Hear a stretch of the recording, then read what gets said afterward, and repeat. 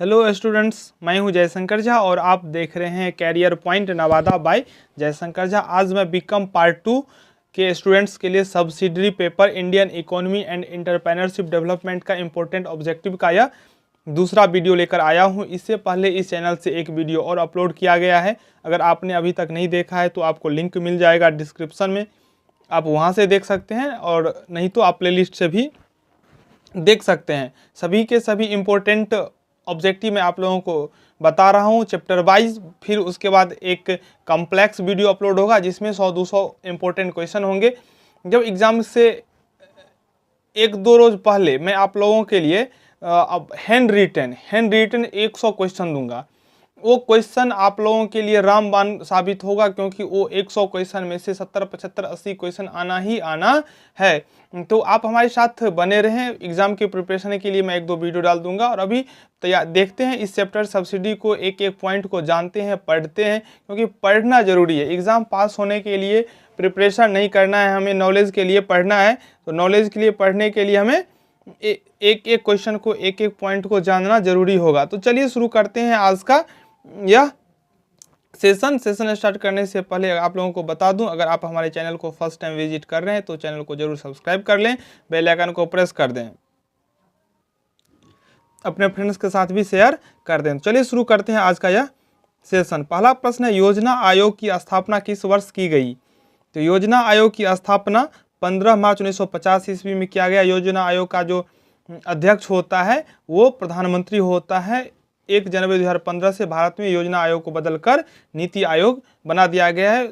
इससे पिछले वाले वीडियो में डिस्कस किया जा चुका है। चलिए देखते हैं दूसरा प्रश्न, भारत में प्रथम पंचवर्षीय योजना कब प्रारंभ की गई? तो भारत में प्रथम पंचवर्षीय योजना 1 अप्रैल 1951 ईस्वी में प्रारंभ किया गया था। अगर आप कंपटीशन का भी तैयारी कर रहे हैं तो यह वीडियो आप लोगों के लिए काफ़ी महत्वपूर्ण है, तो एक एक क्वेश्चन को ध्यान से देखिए। चलिए देखते हैं तीसरा प्रश्न है, द्वितीय पंचवर्षीय योजना में विशेष ध्यान दिया गया था। तो द्वितीय जो पंचवर्षीय योजना था उसमें उद्योग पर ध्यान दिया गया। ऑप्शन सी इसका राइट आंसर है। चौथा प्रश्न है, दूसरी पंचवर्षीय योजना और बाद में विकास की जो प्रणाली अपनाई गई उसके अनुसार विकास क्रम में प्राथमिकता दी गई। तो इसका सही उत्तर हो जाएगा भारी पूंजीगत उद्योगों का विकास। दूसरी पंचवर्षीय योजना और बाद में विकास की जो प्रणाली अपनाई गई उसके अनुसार विकास क्रम में प्राथमिकता दी गई। तो विकास क्रम में जो प्राथमिकता दिया गया वो भारी पूंजीगत उद्योगों का विकास पर। पांचवा प्रश्न है, तीसरी पंचवर्षीय योजना के बाद से उत्तरोत्तर पंचवर्षीय योजनाओं में विदेशी स्रोतों का अनुपातिक योगदान रहा है। तो इसका सही उत्तर हो जाएगा कम होता रहा है। यानी कि तीसरी पंचवर्षीय योजना के बाद से या उत्तरोत्तर पंचवर्षीय योजना में तीसरी पंचवर्षीय योजना के बाद जो चौथी पांचवी हुआ उसमें विदेशी स्रोतों का अनुपातिक योगदान क्या हुआ? तो कम हो गया। चलिए देखते हैं अगला प्रश्न है छठा, दूसरी पंचवर्षीय योजना में विकास की जो प्रणाली तैयार की गई उसका मॉडल तैयार करने का श्रेय दिया जाता है। तो इसका सही उत्तर हो जाएगा प्रोफेसर पीसी महालनोबिस को। प्रोफेसर पीसी महालनोबिस को मॉडल तैयार करने का श्रेय दिया जाता है। दूसरी पंचवर्षीय योजना में विकास की जो प्रणाली तैयार की गई है, दूसरी पंचवर्षीय योजना में जो विकास की प्रणाली थी उसका श्रेय दिया जाता है प्रोफेसर पीसी महालनोबिस को। तो इस प्रकार छठा प्रश्न आप लोग अभी तक देख चुके हैं। दूसरी पंचवर्षीय योजना में जो विकास का प्रणाली तैयार किया गया था उस मॉडल का श्रेय किन्हें जाता है? प्रोफेसर पीसी महालनोबिस को। तो छक्का हो जाएगा सी। सातवां प्रश्न है, सातवीं पंचवर्षीय योजना का प्रमुख उद्देश्य था। तो सातवीं पंचवर्षीय योजना का प्रमुख उद्देश्य था स्थिरता के साथ विकास, अन्य काम व उत्पादकता, तीसरा गरीबी का निराकरण। तो तीनों का तीनों उद्देश्य था सातवीं पंचवर्षीय योजना का, इसलिए इसका सही उत्तर हो जाएगा उपर्युक्त सभी। आठवां प्रश्न है, बम्बई योजना प्रस्तुत की गई। तो बम्बई योजना 1943 ईस्वी में प्रस्तुत किया गया। ऑप्शन डी इसका बिल्कुल राइट आंसर हो जाएगा। चलिए देखते हैं अब नौवां प्रश्न है, श्री एम विश्वेश्वरैया ने सन 1934 में किस पुस्तक में योजना की प्रथम रूपरेखा तैयार की थी? श्री एम विश्वेश्वरैया ने सन 1934 में किस पुस्तक में योजना की प्रथम रूपरेखा तैयार की थी? तो इसका सही उत्तर हो जाएगा plant economy for India. Option B, Shri M Visvesvaraya ने सन 1934 में किस पुस्तक में योजना की प्रथम रूपरेखा तैयार की थी? तो इसका उत्तर हो जाएगा प्लांट इकोनॉमी फॉर इंडिया। 10वां प्रश्न है, दूसरी पंचवर्षीय योजना में विकास मॉडल प्रयोग किया गया। तो इस प्रश्न का उत्तर आप पहले भी जान चुके हैं, महालनोबिस मॉडल। दूसरी पंचवर्षीय योजना को किस मॉडल का नाम दिया गया था? तो महालनोबिस मॉडल।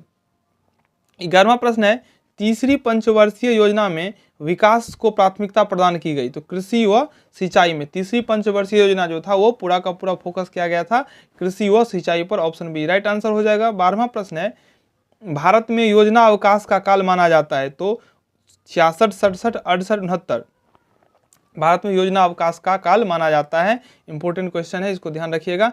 13वां प्रश्न है, 1 अप्रैल 1969 से 31 मार्च 1974 तक की अवधि किस योजना की मानी जाती है? तो तीसरी, चौथी वार्षिक योजनाएं। तो ऑप्शन डी दिया हुआ है उपयुक्त में से कोई नहीं। तो इसका सही उत्तर हो जाएगा उपयुक्त में से कोई नहीं। तीसरी, चौथी और वार्षिक योजनाएं इनमें से नहीं था। चलिए देखते हैं 14वां प्रश्न है, चौथी पंचवर्षीय योजना के 2 प्रमुख लक्ष्य थे। तो चौथी पंचवर्षीय योजना का जो प्रमुख लक्ष्य था वो था आत्मनिर्भरता की प्राप्ति। आत्मनिर्भरता की प्राप्ति चौथी पंचवर्षीय योजना का जो था वो प्रमुख लक्ष्य था। 15वां प्रश्न है, 5वीं पंचवर्षीय योजना काल की प्राथमिकताएं थी, यानी कि 5वीं पंचवर्षीय योजना जो था उसका क्या प्राथमिकता था? तो इसका होगा गरीबी उन्मूलन। 5वीं जो पंचवर्षीय योजना था उसमें गरीबी हटाओ, गरीबी दूर करना जो था उनका लक्ष्य था। 16वां प्रश्न है, छठी पंचवर्षीय योजना की समयावधि है। तो छठी पंचवर्षीय योजना की समयावधि है वो 1980 से 1985। ऑप्शन 20 का राइट आंसर होगा। 17वां प्रश्न है, 17वीं पंचवर्षीय योजना में कुल विनियोजन किया गया। तो 7वीं जो पंचवर्षीय योजना था उसमें 3,56,337 करोड़ का विनियोजन किया गया था। 18वां प्रश्न है, 8वीं पंचवर्षीय योजना लागू की गई। तो 8वीं पंचवर्षीय योजना लागू किया गया था 1 अप्रैल 1990 को। 8वां जो था पंचवर्षीय योजना वो लागू किया गया था 1 अप्रैल 1990 को। 19वां प्रश्न है, 8वीं पंचवर्षीय योजना की प्राथमिकताएं थी। तो 8वीं पंचवर्षीय योजना का जो प्राथमिकता वो था ऊर्जा व परिवहन। अलग अलग पंचवर्षीय योजना में अलग अलग लक्ष्य लेकर उस योजना को परफॉर्म किया गया था, शेड्यूल किया गया था ताकि देश को आगे ले जाया जा सके। तो पंचवर्षीय योजना एक योजना ऐसा था जिसमें सरकार 5 वर्ष का अपना रोड मैप तैयार करता था, ब्लूप्रिंट, जिस हिसाब से उन्हें आगे काम करना होता था। तो 8वां जो पंचवर्षीय योजना था उसका जो मुख्य उद्देश्य था उसमें था ऊर्जा और परिवहन। वैसे तो काम 5 साल सभी विभाग में होता है, लेकिन किसी खास विभाग पर फोकस करना किसी न किसी पंचवर्षीय योजना का जो था वो मुख्य लक्ष्य होता था। 20वां प्रश्न है, 8वीं पंचवर्षीय योजना में घरेलू बचत दर व विनियोग की दर प्रतिशत थी। तो 8वीं पंचवर्षीय योजना में घरेलू बचत का जो दर था वो था 21.6 और विनियोग का जो दर था वो था 23.2। 21वां प्रश्न है, 9वीं पंचवर्षीय योजना के लिए आर्थिक विकास दर का लक्ष्य है, यानी कि 6%। 9वां पंचवर्षीय योजना में आर्थिक विकास का दर जो सेट किया गया था वो 6%। 22वां प्रश्न है, 1 अप्रैल 1977 से 31 मार्च 2002 तक की अवधि के लिए पंचवर्षीय योजना है। तो 9वीं। 1997 से 2000 का जो था पंचवर्षीय योजना का टाइम वो 9वीं था। 23वां प्रश्न है, 9वीं पंचवर्षीय योजना में जीडीपी होगा, घरेलू बचत दर विनियोग दर प्राप्ति लक्ष्य था। तो इसका सही उत्तर होगा 26.1 व 28.2। अब अगला जो चैप्टर है वह नई आर्थिक नीति, उदारीकरण, निजीकरण और वैश्वीकरण। ये जुलाई 1991 में भारत में नई आर्थिक नीति जो था वो लॉन्च किया गया था, जिनका जो 3 मुख्य अंग था वो था उदारीकरण, निजीकरण और विश्वव्यापीकरण यानी कि वैश्वीकरण। इस चैप्टर का जो पहला प्रश्न है वो है आर्थिक विकास नीति में सुधार को तीव्र गति से लागू करने का निर्णय लिया गया था। तो जुलाई 1991 में। तो ऑप्शन इसमें दिया ही नहीं है, इसलिए इसको नियर अबाउट में हम इसको 1992 टिक लगा सकते हैं। लेकिन जो आर्थिक विकास का सुधार जो तीव्र गति से हुआ था जुलाई 1991 में नई आर्थिक नीति लागू किया गया था। तो नियर अबाउट में हम 1992 इसको टिक मार देंगे। ठीक है, चलिए देखते हैं। दूसरा प्रश्न है, नरम आर्थिक सुधारों को प्रारंभ किया गया। तो इसका सही उत्तर हो जाएगा 1985 में। तीसरा प्रश्न है, उदारीकरण कार्यक्रम के अंतर्गत कितने उद्योगों को लाइसेंस मुक्त नहीं किया गया। तो इसका सही उत्तर हो जाएगा 6। उदारीकरण में क्या हुआ था, तो लाइसेंस की जो बाध्यता थी उसे कुछ का तो माफी कर दिया गया और कुछ को कम कर दिया गया। उदारीकरण का तात्पर्य यही होता है, जो बहुत सारे व्यवसायों को जिन्हें लाइसेंस लेना अनिवार्य था उसे लाइसेंस से मुक्त कर दिया गया और कुछ को लाइसेंस लेने में सहूलियत दे दिया, आसानी दे दिया, ताकि आसानी से कोई आदमी अपना व्यवसाय एस्टेब्लिश कर सके। और इससे क्या हुआ था, तो देश में वृद्धि हुआ था, इन्वेस्ट ज़्यादा हुआ था, नया नया उद्योग प्रारंभ हुआ था। चलिए देखते हैं चौथा प्रश्न, उच्च प्राथमिकता प्राप्त 34 उद्योगों में कितने प्रतिशत विनियोग बेरोक टोक के किया जा सकता है, तो 51%। उच्च प्राथमिकता प्राप्त 34 उद्योगों में कितने प्रतिशत विनियोग बेरोक टोक के किया सकते हैं, 51%। चलिए देखते हैं अगला प्रश्न, पांचवा प्रश्न है विदेशी मुद्रा प्रबंधन अधिनियम FEMA कब से लागू किया गया, तो जून 2000 ईस्वी से, ऑप्शन सी इसका करेक्ट होगा। छठा प्रश्न है दूसरे चरण के आर्थिक सुधार में विदेशी निवेश की भागीदारी निश्चित की गई, तो 51% इसका सही उत्तर होगा। दूसरे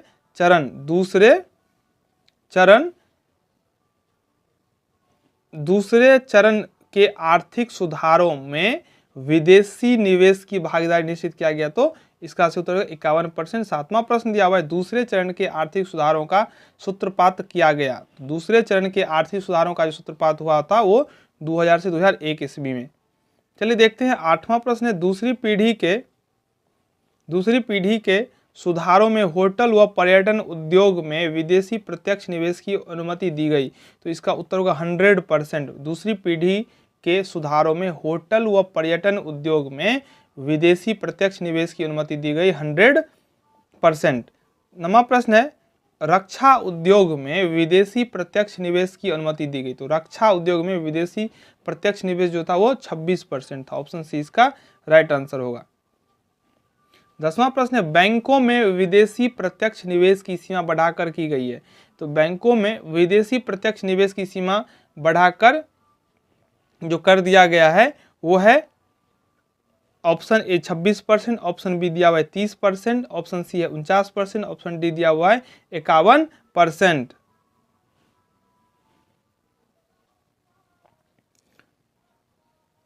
इसका सही उत्तर हो जाएगा ऑप्शन डी 51%। 11वां प्रश्न है प्रथम पंचवर्षीय योजना व 8वीं पंचवर्षीय योजना में कुल विनियोग में सार्वजनिक क्षेत्र का प्रतिशत था, तो इसका सही उत्तर हो जाएगा 53.5 व 49.8। 12वां प्रश्न है 9वीं पंचवर्षीय योजना में सार्वजनिक क्षेत्र में कुल वास्तविक व्यय था, तो 9वीं पंचवर्षीय योजना में सार्वजनिक क्षेत्र में कुल वास्तविक व्यय जो था वो था 13.3%, ऑप्शन सी। 13वां प्रश्न है परिवहन एवं संचार व सार्वजनिक क्षेत्र में 8वीं पंचवर्षीय योजना में वास्तविक परिव्यय था, तो वास्तविक परिव्यय जो था वो 18.7% था। 14वां प्रश्न है निम्नलिखित में से कौन सा कथन सत्य नहीं है, मतलब इसमें से 3 कथन सत्य होगा और 1 कथन असत्य होगा। देखिए पहला ऑप्शन है नियोजन की प्राथमिकताएं समय समय पर बदलती रहती है, तो यह सही है। दूसरा है प्रथम योजना में उद्योग पर और द्वितीय योजना में कृषि व सिंचाई पर सर्वाधिक महत्व दिया गया। सी है 8वीं व 9वीं पंचवर्षीय योजना में ऊर्जा के विकास को उच्च प्राथमिकता दी गई। सन 1991 के बाद से सार्वजनिक क्षेत्र का प्रभुत्व कम हो रहा है, तो इसका सही उत्तर हो जाएगा चारों में से, क्योंकि क्वेश्चन कह रहा है कौन सा कथन सत्य नहीं है, तो आपको असत्य कथन को ढूंढना है। तो इसका जो सही उत्तर होगा इस प्रश्न का वो हो जाएगा बी, क्योंकि प्रथम योजना में उद्योग पर ध्यान नहीं दिया गया था, उद्योग पर ध्यान द्वितीय योजना में दिया था और प्रथम में कृषि व सिंचाई था, इसलिए इसका सही उत्तर हो जाएगा बी, क्योंकि हमें सत्य नहीं जो कथन होगा उसको चुनना है। चलिए देखते हैं अगला जो चैप्टर है नियोजन काल में भारत का औद्योगिक विकास। प्रथम प्रश्न है इसका प्रथम योजना अवधि में औद्योगिक उत्पादन में वृद्धि हुई, तो इसका सही उत्तर हो जाएगा 7.4%। दूसरा प्रश्न है तृतीय पंचवर्षीय योजना में विनियोग क्षेत्र में विकास दर का लक्ष्य 10.5% था, लेकिन प्राप्त किया जा सका 7.25%। सरकार के द्वारा यह तय किया जाता है जो विकास दर इस बार कितना पर पहुंचाना है, क्या करना है उसके लिए, तो जो लक्ष्य होता है वो कभी कभी लक्ष्य को पूरा भी किया जाता है और कभी कभी लक्ष्य को पूरा नहीं भी किया जा सकता है, नहीं किया जा सकता है या नहीं कर पाता है। तो इसका जो ऑप्शन हो जाएगा सही वो डी हो जाएगा। चलिए देखते हैं तीसरा प्रश्न है, छठी पंचवर्षीय योजना में औद्योगिक क्षेत्र पर व्यय हुआ। छठी पंचवर्षीय योजना में औद्योगिक क्षेत्र पर व्यय हुआ था,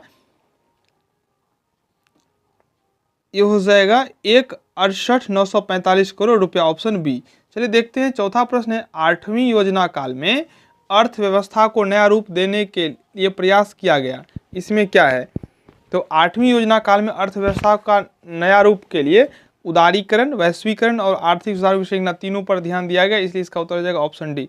पांचवा प्रश्न है, 9वीं पंचवर्षीय योजना का कुल व्यय किए जाने का प्रावधान था। तो 9वीं पंचवर्षीय योजना कुल व्यय का जो था प्रावधान वो था 69,972 करोड़। छठा प्रश्न है, वर्ष 97-98 में जीडीपी में उद्योग का हिस्सा था। तो जीडीपी में उद्योग का हिस्सा था 24.2%।